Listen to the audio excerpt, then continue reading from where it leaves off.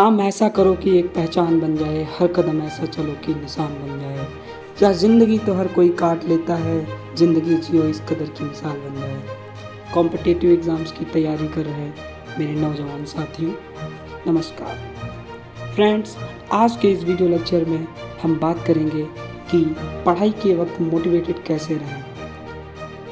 तो यह वीडियो शुरू करने से पहले आइए जान लेते हैं कुछ बिंदुओं के बारे में जिन पर हम आगे की चर्चा करेंगे। तो मानसिकता बनाए रखें, सही स्थिति में अपना लक्ष्य तय करें, स्वास्थ्य पर अधिक से अधिक ध्यान दें, स्वतंत्रता और स्वयं नियंत्रण बनाए रखें, प्रश्न पत्रों का निरीक्षण करें, जो प्रीवियस ईयर पेपर हैं उनको अच्छे से देखें, उनका एनालाइज करें, उसमें क्या क्या क्वेश्चंस पूछे जा रहे हैं उनको ध्यान से पढ़ें, सबसे महत्वपूर्ण विषयों पर ध्यान दें, सही समय सारणी बनाएं, अपना शेड्यूल बनाएं, एक अच्छे गाइडेंस को साथ रखें, समझदारी से पढ़ें, समर्पण और आत्म मॉनिटरिंग, सेल्फ रियलाइजेशन और सेल्फ असेसमेंट बहुत ज़रूरी है।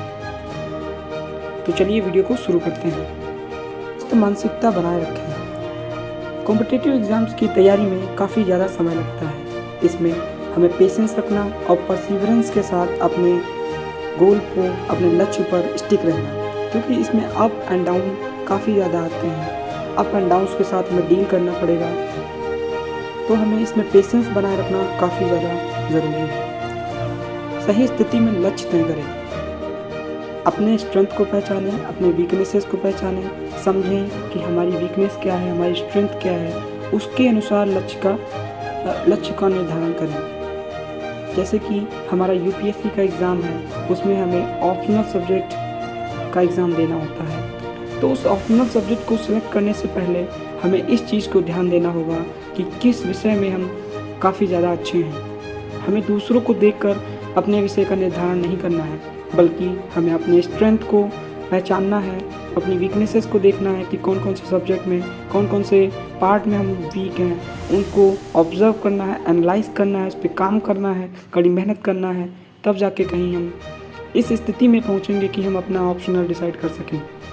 ऐसे ही हमारे जीवन में है, हम परिस्थितियों का निरीक्षण करके यह तय कर सकते हैं कि हम किस स्थिति में जाएंगे, कौन से लक्ष्य को पाएंगे, कौन सा लक्ष्य का निर्धारण करेंगे।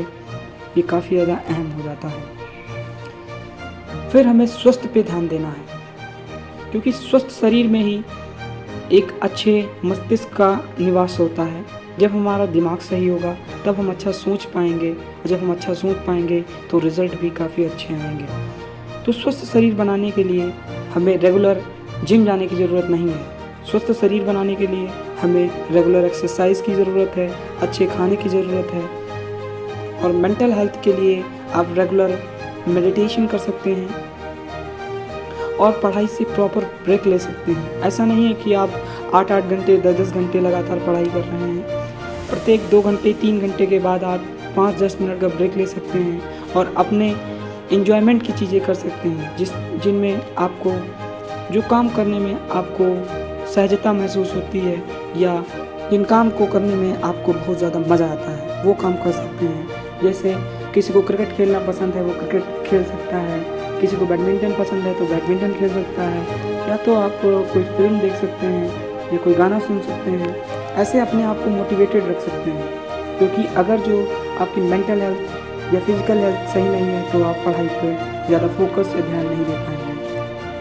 इसके बाद हमें स्वतंत्रता और स्वयं नियंत्रण बनाए रखना है। सेल्फ स्टडी पर एम्फेसिस देकर अपने आप पर भरोसा रखें। स्वतंत्रता और स्वयं नियंत्रण बनाए रखें, अपने आप पर भरोसा रखें, क्योंकि जब तक आप अपने आप पर भरोसा नहीं करते हैं तब तक कोई आप पे भरोसा नहीं करता है। अपनी स्ट्रेंथ को पहचानें और भरोसा रखें, सेल्फ स्टडी करें।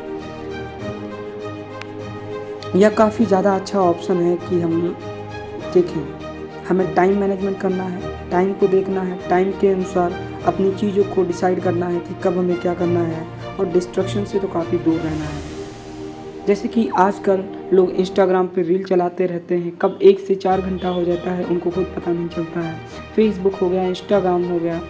अपने आप पर ध्यान दें, क्योंकि जब आप अपने आप पर ध्यान देंगे तो दिन पर दिन बेहतर से बेहतर, अच्छे से अच्छे आप होते चले जाएंगे। इसलिए आप अपने आप पर ध्यान दें, स्वयं नियंत्रण बनाए रखें। उसके बाद हमें प्रश्न पत्रों का निरीक्षण करें। आप जिस भी एग्ज़ाम की तैयारी कर रहे हैं उस एग्ज़ाम में प्रीवियस ईयर जो क्वेश्चंस हैं उनको अच्छे से देखें, ध्यान से पढ़ें, उसका पैटर्न क्या है, एग्ज़ाम पैटर्न को समझें, इम्पॉर्टेंट टॉपिक को समझें, उसको नोट डाउन करें, उसको एनालाइज करें, उससे रिलेटेड सब्जेक्ट मैटर ढूंढें, फिर पॉइंट टू पॉइंट उसकी स्टडी करें, तब जाके आपको सफलता हाथ सकती है। फिर इसके बाद जब हमें पता चल जाएगा कि एग्ज़ाम पैटर्न क्या है, इम्पॉर्टेंट टॉपिक्स क्या हैं, फिर हम सबसे महत्वपूर्ण विषयों पर अपनी तैयारी स्टार्ट कर सकते हैं। इसके बाद जो हमारा है समय सारणी बनाए रखें। हर चीज़ का शेड्यूल बनाना काफ़ी ज़रूरी है। शेड्यूल बनाने से हम कंसिस्टेंसी में आ जाते हैं, रेगुलर काम करते हैं और या मेंशन करते हैं कि कब हमें खेलना है, कब उठना है, कब पढ़ना है, कब घूमना है, कब टहलना है, time, revision time, break time, proper time, खेलने का टाइम, घूमने का टाइम, हर चीज़ का टाइम ऑर्गेनाइज करें। एक अच्छे गाइडेंस को साथ रखें। ये काफ़ी ज़्यादा ज़रूरी है कि आप राय कहाँ से ले रहे हैं, किससे सीख रहे हैं, कोचिंग हो या कोई मेंटर हो या फिर कोई इंस्टीट्यूट हो जिसका सपोर्ट आपके पास हो, आपके पास गाइडेंस हो, ताकि आप सही रास्ता पकड़ सकें। मान लीजिए आप रास्ते पे जा रहे हैं, आपको 2 रास्ते मिले और अगर आपने गलत रास्ता चुन लिया तो आप पता नहीं कहाँ चले जाएंगे। इसलिए आपको मेंटर से गाइडेंस होना बहुत ज़रूरी है, वो कहीं से भी मिले। और या ज़रूर तय करें कि जो गाइडेंस मिल रही है वो सही डायरेक्शन में मिल रही है, सही व्यक्ति से मिल रही है। फिर हम देखेंगे समझदारी से कैसे पढ़ें। समझदारी से पढ़ेंगे तभी सफलता और लक्ष्य आसानी से हमें प्राप्त हो सकता है।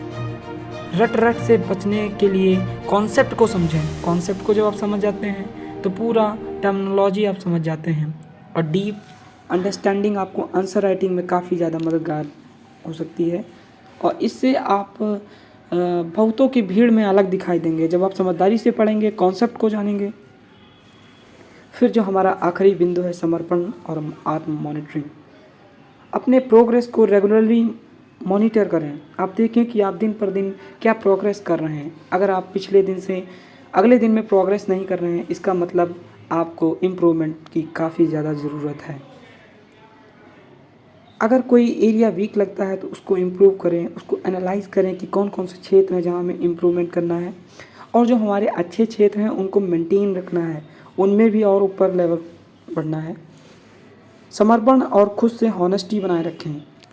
अगर आप अपने आप से हॉनेस्ट हैं, कंसिस्टेंट हैं, तो आपको आगे बढ़ने से कोई नहीं रोक सकता है।